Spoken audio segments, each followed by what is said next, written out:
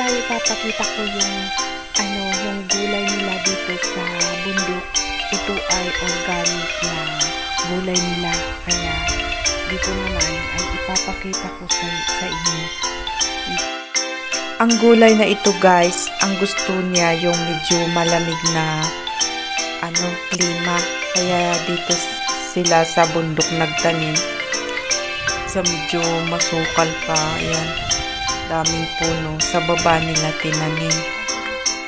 So, ayan, ito ay maliit pa, hindi pa lumaki, medyo tataas konti yan, kaya medyo may makuhang gulay. Ito ay kinuhanan ata, kaya wala pa yung hindi pa tumubo, katataniman ito. Dun sa taas marami, parang bulaklak pag tinitignan mo, kasi yung niya, yung dahon ay mahaba. Pag lapitan natin at tingnan ninyo yung style talaga.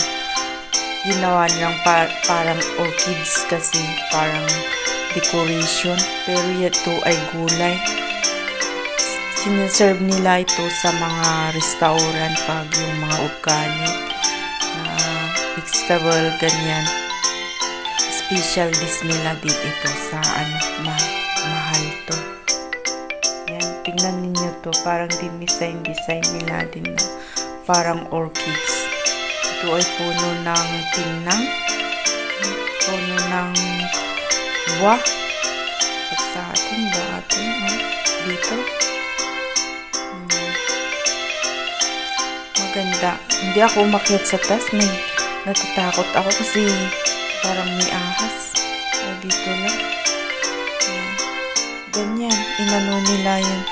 Tinaniman nila yung dati ito ay sa mga bundok, parang parang damo, pero kinuha nila, tinanim nila. Ayan. Hindi kailangan bumbahan kasi ito. Tignan niyo, parang decoration.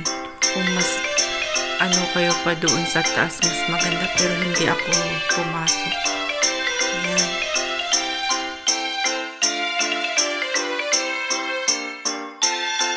Ito na naman yung tawag natin doon sa Pilipinas ay pako. Dito ang dish nila dito, parang special dish nila dito, kasi sinaserve nila sa restaurant. Ito yung parang organic, sinasama itong pako. Kaya ngayon na binubunot nila, tinatanim na doon sa ilalim ng mga puno. Kasi ang gusto nila to na medyo gusto nila yung malamig na place. Kaya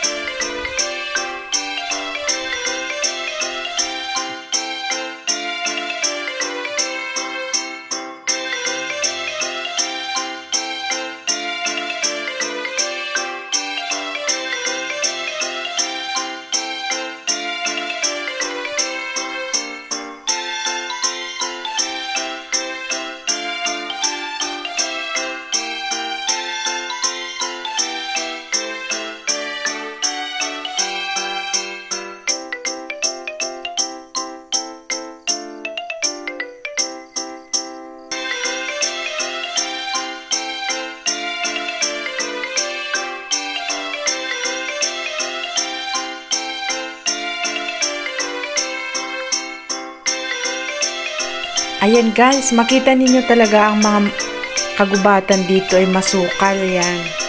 Yeah, sinama ko si Amo sa sa mga vlog ko kasi siya ang may-ari ng kagubatan dito. Yan, pinagtaniman nila ng mountain vegetable na sabi nila. Ayan.